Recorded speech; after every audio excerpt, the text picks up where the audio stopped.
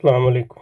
بسم اللہ الرحمن الرحیم، الحمد للہ رب العالمین، والصلاة والسلام علی سیدنا و مولانا محمد وعلی آل سیدنا و مولانا محمد وبارک وسلم۔ ربنا ظلمنا انفسنا وإن لم تغفر لنا وترحمنا لنكونن من الخاسرین۔ اللهم ربنا أرنا الحق حقا وارزقنا اتباعه وأرنا الباطل باطلا وارزقنا اجتناب. اللهم أرنا حقائق الأشياء كما هي، ربنا زدنا علما وعملا وإخلاصا وفقها يا رب العالمين. اللهم انصر أولياءك في مشارق الأرض ومغاربها، اللهم انصرهم على عدوك وعدوهم إنك على كل شيء قدير. اللهم فرج عنا وعن إخواننا في مشارق الأرض ومغاربها، اللهم نفس كربنا وكربهم وثبت أقدامنا وأقدامهم والطف بنا وبهم يا أرحم الراحمين. اللهم احفظ دولة الإسلام في إيران، اللهم احفظ دولة الإسلام في إيران، اللهم احفظ دولة الإسلام في أفغانستان. اللهم ارزقنا الإمام العادل والولي الكامل الذي يسير بنا على نهجك ونهج نبيك ونهج صفيك وخليلك ونهج أصحابه وأعوانه وأنصاره ونهج الخلفاء الراشدين المهديين يا رب العالمين. وصل وسلم على سيدنا ومولانا محمد وآله وأزواجه وأصحابه وأعوانه وأنصاره أجمعين برحمتك يا أرحم الراحمين. آمین آمین یا رب العالمین۔ حضرت ڈاکٹر اکرم ندوی صاحب کے شراکات پہ جو تنقید لکھی ہے اس کو پڑھ رہے تھے، بنیادی ان کے میرے خیال میں جو دلائل تھے وہ آ گئے ہیں۔ اب یہ جو ہے صرف جزوی چیزوں کا ذکر کر رہے ہیں، اور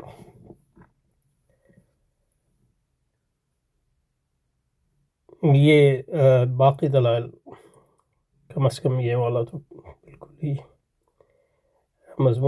مضبوط نہیں لگتا کہ اس کی بنیاد پہ کسی کتاب کو جو ہے نصاب سے نکالا جائے۔ عقیدہ تحاویہ میں کرامات اولیاء کو برحق قرار دیے گئے،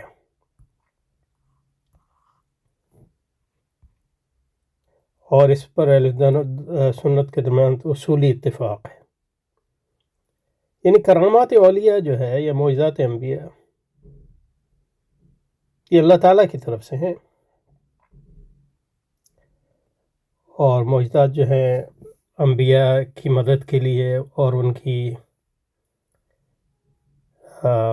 حمایت کے لیے، اور اللہ تعالیٰ کی طرف سے ان کی اعانت کے لیے اور ان کے احترام کو لوگوں کے سامنے قائم کرنے کے لیے آتے ہیں۔ اسی طرح کرامات اولیاء بھی۔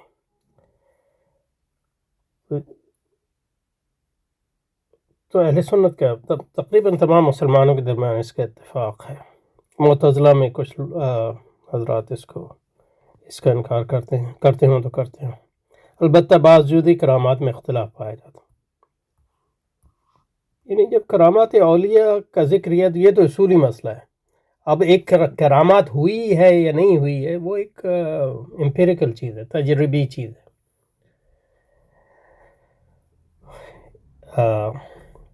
اور معجزات کے بارے میں وہ صرف تجربی چیز نہیں ہے، کیونکہ وہ نصوص سے بھی ثابت ہو سکتا ہے، اور کیونکہ انبیاء کے بعد کوئی وحی نہیں ہے تو ان معنی میں کوئی نص جو ہے نہیں ہے۔ لیکن یہ کہ تواتر سے اولیاء اللہ کی طرف جو ہے بعض کرامات منسوب ہیں، تو اس کا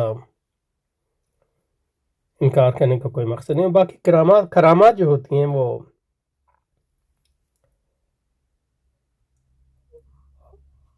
اولیاء اللہ کے دوستوں کی مدد کے لیے ہوتی ہیں، اور ظاہر ہے کہ اس میں نبی یا ولی کا کوئی اختیار نہیں ہے کہ کب کرامت جو ہے ظاہر ہو۔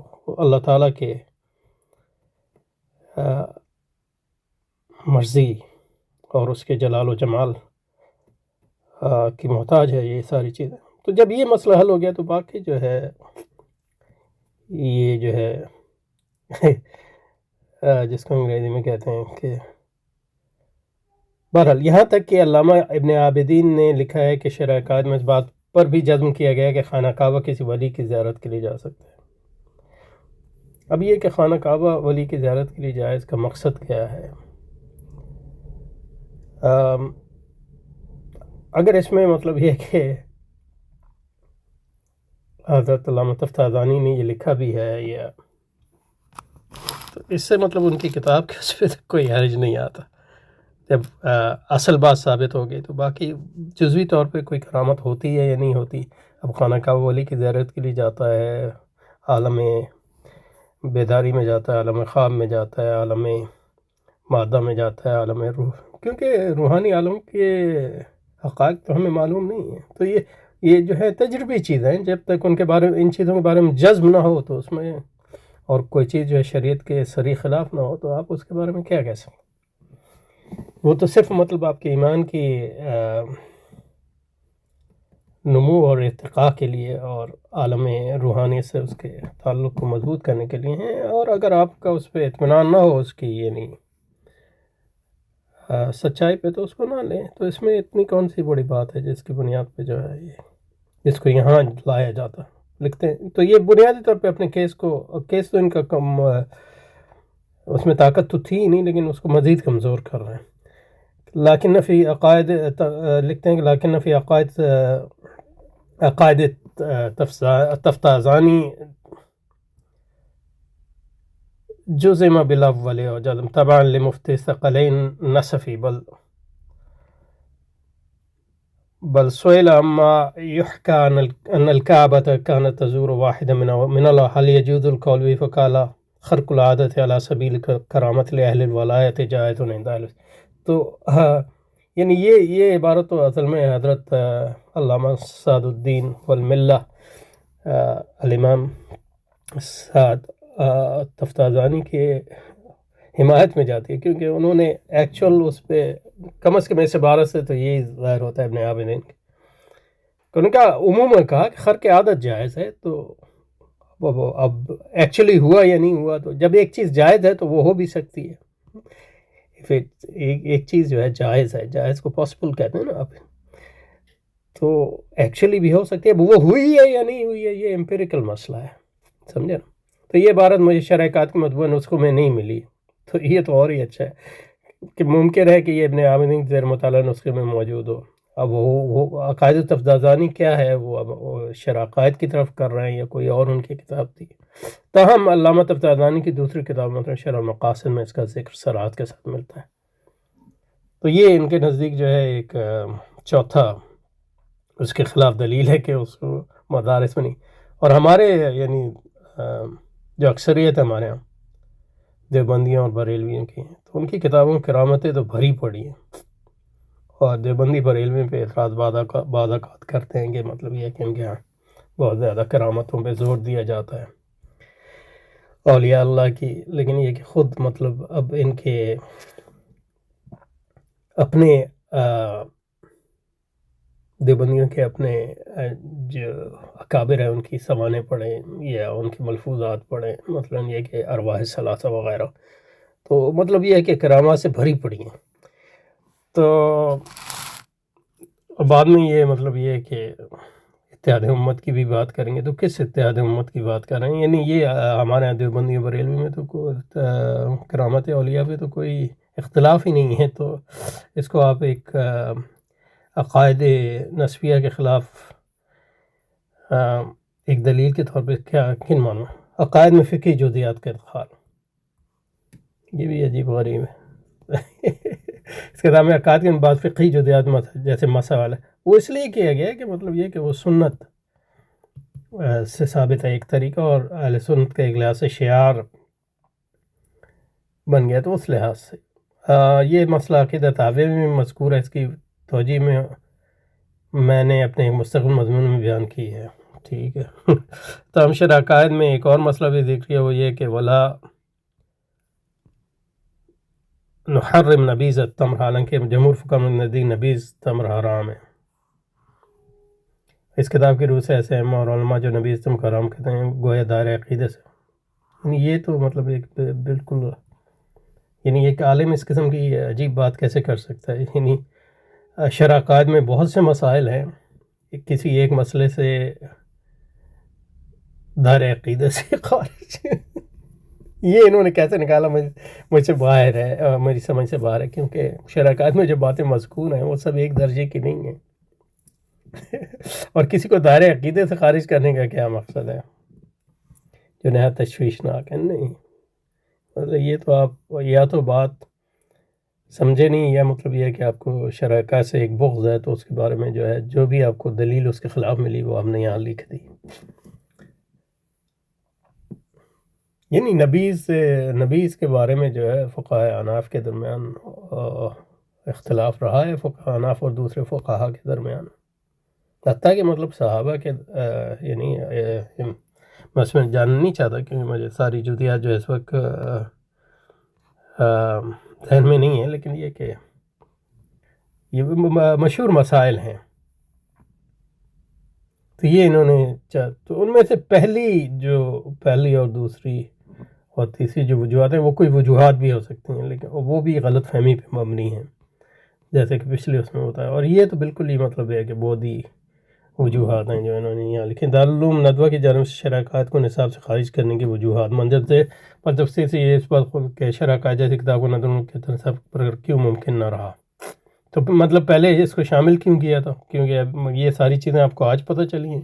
یعنی ہندوستان اور پاکستان بر صغیر پاک و ہند بشمول افغانستان اور ارد گرد کے علاقوں، یہ کتاب جو ہے ہزاروں سال سے نہیں تو مطلب یہ ہے کہ 400-500 سال سے تو پڑھائی جا رہی ہے. تو یعنی آپ کو آج پتہ چلا ہے کہ اس پہ یہ باتیں تھیں. یہ مطلب اس کے کوئی اور وجوہات ہیں جو آپ نے یہاں نہیں لکھی ہیں. یہ آپ کے عقائد یا آپ کا عقائد تو نہیں کہنا چاہیے، مطلب یہ آپ کا مذہب بدل رہا ہے، یعنی مذہب منہاج بدل رہا ہے، کیا ہو رہا ہے. اس کے باوجود اختصاص کا ان بنیادی وجوہات کی طرف اشارہ مناسب معلومات بنیاد پر ندوہ نے اس کتاب کو منتخب کرنے کا سب سے پہلی بنیادی وجہ تاسیس اصلاح بین المسلمین امت کے مختلف طبقوں قربت و عادات قسم کے حصہ وسیع اور جامع اور غیر محدود رکھا جائے. ٹھیک ہے نہ کہ اس میں کسی ایک مخصوص کلامی مکتب محصور کر دیا جائے. وہ مخصوص کلامی مکتبہ فکر نہیں ہے. اشاعرہ اور ماتریدیہ جو ہے علماء کہلاتی، نہیں عوام کا تو اس سے کوئی تعلق ہی نہیں ہے. یعنی اشاعرہ اور ماتریدی تو اکثریت ہیں امت کی، تو آپ کس طرح مطلب یہ ہے کہ اکثریت میں نکال کے آپ اتحاد بین المسلمین کی بات کرتے ہیں. اور شیعوں کا تو آپ نے ذکر ہی نہیں کیا، تو اتحاد بین المسلمین کو ان کو بھی لا یا ان کو آپ کافر سمجھتے ہیں. شیعوں کی بات نہیں کریں گے کیونکہ وہ پھر جو ہے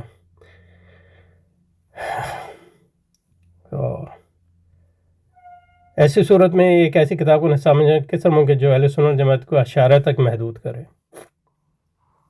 تو یہ تو ہماری ساری نصابی کتابیں جو ہیں اس سے پھر آپ خارج کر دیں عقائد اور کلامی والی. بالخصوص دیگر جماعتوں میں اہل حدیث اور سلفیوں کو عمل تو مطلب ہے ہندوستان پاکستان میں اہل حدیث اور سلفی کتنے ہیں. اور یہ جو آج کل کے اہل حدیث اور سلفی ہیں وہ عرب پرستی میں مطلب حنبلی پرستی میں یہ حنبلیت اور یہ وہاں کی سلفیت کے دائرے میں آ گئے ہیں. لیکن جو ہمارے پرانا اہل حدیث کی جو عقائدی مسائل ہیں ان میں مطلب یہ ہے کہ اب مجھے اس کی پوری تحقیق تو نہیں ہے لیکن جو میرا امپریشن ہے وہ یہ ہے کہ حتیٰ کہ اہل حدیث مدارس میں بھی یہ کتابیں پڑھائی جاتی تھیں، کیا ہے نہیں. اب وہ پڑھائی جاتی ہیں کہ نہیں یہ مجھے نہیں پتا. تو اہل حدیث تو مطلب ایک چھوٹا سا گروہ ہے مسلمانوں کے یہاں پاک و بر صغیر ہند، تو ان کو تو شامل کرنا چاہیے. لیکن یہ کہ اتحاد بین المسلمین اس طرح تو نہیں ہو سکتا. تو اہل حدیث کو شامل کرنا ہے تو پھر فقہ بھی نکال دیں. پوری حنفی فقہ کیوں پڑھاتے ہیں آپ؟ اہل حدیث کے طریقے پہ فقہ پڑھا، یہ کوئی بات ہے؟ دوسری بات یہ ہے کہ ندوۃ قرآن و سنت کی طرف رجوع کر کے اپنی فکری افزائش سمجھتا ہے. ندوہ ندی عقل کا مقام معاون اور خادم کا ہے، نہ کہ مستقل حاکم اور فیصلہ کن مدارس کا مصدر کا. تو مطلب اشارہ کے نزدیک بھی وہ مستقل نہیں ہے. میں نے آپ کو امام غزالی کی عبارت پچھلی بار بتا دی. وہ یعنی کہتے ہیں کہ عقل مستقل نہیں ہے. چنانچہ ایسی کتاب ندوہ کے اصلاح مزاج سے جس میں قرآن سے مجید کمزور کے عقلی کلام استدلال کو اس پر ترجیح دی گئی. عقلی و کلامی استدلال جو ہے قرآن کے تابع اور قرآن کی خدمت میں. اس طرح تو مطلب یہ ہے کہ پوری امت، یعنی ایک بہتان ہے۔ آپ کو ان کے منہاج سے اگر اختلاف ہے تو اس میں آپ کا حق ہے، لیکن یہ کہ ان کی بات کو توڑ موڑ کے تو نہ پیش کریں۔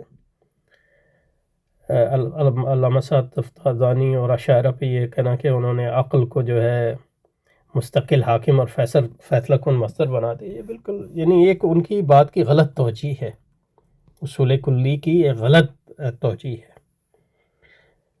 اور اس میں سعد تفتازانی کی کیا مطلب یہ ہے کہ خصوصیت ہے، پھر غزالی کو بھی نکال دیں، رازی کو بھی نکال دیں۔ نصوص قطعیہ سے تیسری وجہ کرام کیسے نصوص قطعیہ سے ثابت ہے؟ مطلب یہ ہے کہ آپ کس نصوص قطعی سے ثابت ہے کہ ولی جو ہے اڑ نہیں سکتا؟ جب آپ نے کرامت اولیاء کو حق مان لیا تو ایکچولی اگر کوئی کرامت ہوئی ہے اس کا نصوص سے کیا تعلق ہے؟ یہ وہ تو ایک پریکٹیکل معاملہ ہے۔ ہاں، نصوص قطعیہ سے ٹکراتی ہوئی محسوس کہہ رہے ہیں، یہ کون سی زبان ہے؟ محسوس ہوتی ہے، ٹکراتی ہے کہ نہیں ٹکراتی؟ اگرچہ کرامت کا حق ہونا اگرچہ، تو یہ مطلب یہ ہے کہ خود اعتزال کی ایک قسم، اگرچہ اگر مطلب ان کی اس پہ چلا جائے کہ حق ہونا اہل سنت نے مسلم، ہم یہ تصور کے خانہ کا اپنے جگہ چھوڑ کے کسی ولی کے نہیں، مطلب یہ کہ ایک ظاہر ہے جب وہ باتیں ہو رہی ہیں تو وہ عالم مادہ کی تو باتیں نہیں ہیں، کسی اور عالم کی باتیں ہیں۔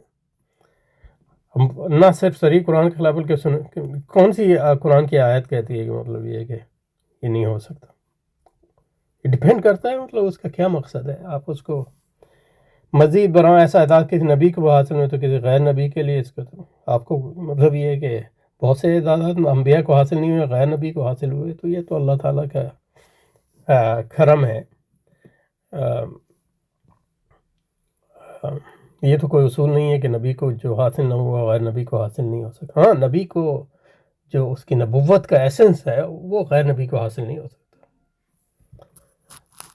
چوتھی اور آخری وجہ یہ ہے کہ بعض فقہی و فرم، یہ مطلب فقہ و فرم مطلب جیسے نبی امر وغیرہ کو عقائد کا جز بنا، عقائد کا جز نہیں بنایا گیا، عقائد کی کتاب میں آخر میں یعنی ہمیں امامت کا مسئلہ ذکر کرتے ہیں، اس کا عقائد سے کیا تعلق ہے، لیکن یہ کہ اس کو ذکر کرتے ہیں کیونکہ وہ ایک اہل سنت اور شیعہ کے درمیان جو ہے اور فرق بن گیا، تو جب آپ اہل سنت کے عقائد بیان کر رہے ہیں تو اس کو بیان کرتے ہیں، اس کا مطلب یہ تو نہیں ہے کہ آپ نے اس کو عقیدے کا جز بنا دیا۔ علم عقیدہ کے روح ان کے منافی، مطلب یہ تو لا مشاہدہ فی الاصطلاح، اور یہ ڈسپلنز ہیں، یعنی فقہ کی کتابوں میں جو ہے یعنی مالکی کتابیں پڑھیں، ان میں ادب پہلے آتا ہے، یعنی عقیدہ بیان کرتے ہیں پہلے فقہ کی کتابوں میں، اور آخر میں آخری باب ان کا نارملی یعنی اخضری کو پڑھ لیں، پہلے باب میں پہلے شروع عقیدے سے ہوتے ہیں، آپ اس کو دوسری جو ان کے اخضری کے بعد کتاب پڑھا جاتی ہے اس کا نام بھول رہا ہوں، یعنی نظم ہے ایک، تو یہ عام ہے مالکی کتابوں میں، اور حنفی اس میں بھی یہی کہا جاتا ہے کہ عقیدہ تحاوی اصل میں کسی عقیدے کی کتاب کا جز تھی، تو یہ تو کوئی بات ہی نہیں ہے اس طرح کے جز عقیدے کی بنیاد عقیدے کی بنیاد کس طرح، یعنی کتاب میں ذکر کرنا ایک بطور اہل سنت کے شعار کے مطلب مسح خفین کرنے کا مطلب یہ نہیں ہے کہ آپ نے اس کو عقیدے کی بنیاد بنا دیا، غیر ضروری تنگ رہتے جنم دیتا، اور یہی ہوتا ہے جیسے ندوۃ العلماء اپنے انصاف فکری کبھی قبول نہیں کر، تو پہلے کیوں قبول کیا تھا؟ ان تمام وجوہات کی روشنی میں یہ بات سامنے آ جاتی ہے کہ ندوۃ کی جانب سے شرح کرنا کسی تعصب کا نتیجہ نہیں، بالکل تعصب کا نتیجہ ہے، اور مطلب یہ کہ پروبیبلی مجھے اس کا علم نہیں ہے، لیکن میری بدگمانی یہ ہے، اللہ مجھے معاف کرے، میری بدگمانی یہ ہے کہ یہ سعودی پریشر کے نتیجے میں ہوا ہے، اور یہ اس کا اتحاد امت سے کوئی تعلق نہیں ہے۔ ندوہ کو جو ہے اہل حدیث کی طرح اس امت برصغیر پاک و ہند کے مین سٹریم سے الگ کر دے گا، وہ پہلے ہی مطلب یہ فیصلہ کرنا تھا کہ بنیاد مقاصد کفر، بنیادی مناہج کیا تھے، مطلب بنیادی مناہج ندوہ کے ہمیشہ بدلتے رہے، ان کا ارتقاء ہوا ہے، گیری صاحب نے جب بنایا یعنی بلایا تھا پہلے وہ بالکل الگ، پھر شبلی کا اثر رہا، اور شبلی تو مطلب شبلی کی کلام کی کتابیں پڑھ لیں، اس میں مطلب یہ ہے کہ اعتدال تک پہنچ جاتے ہیں وہ. اور پھر مطلب ابو الحسن علی ندوی کے والد صاحب نے اس کو مین اسٹریم یعنی دیوبندیت کے قریب لا دیا، اور تقریباً وہ دیوبندی سے یعنی غیر متمیز، یعنی اس کو الگ کرنا مشکل ہو گیا. اب جو ہے یہ ایک نیا دور آ رہا ہے. تو یہ ہمیشہ جو ہے اس کا ندوہ کے جو مقاصد اور منہج جو ہے اس کو وہ بھی یعنی بدلتے رہے ہیں. حضرت جو ہے ہم سے زیادہ جانتے ہیں. تو یہ مطلب یہ ہے کہ اکرم ندوی صاحب کی شایان شان یہ تحریر نہیں ہے. یعنی اگر کسی چیز کو نصاب میں نکالنا ہے نکال اور اس کی اصل وجہ بتایا نہیں بتانی تو پھر چپ رہے. سبحانك اللهم وبحمدك نشهد ان لا اله الا انت نستغفرك ونتوب اليك وصلي وسلم على سيدنا محمد وعلى اله وصحبه وازواجه وذريته اجمعين برحمتك يا ارحم الراحمين. امين امين.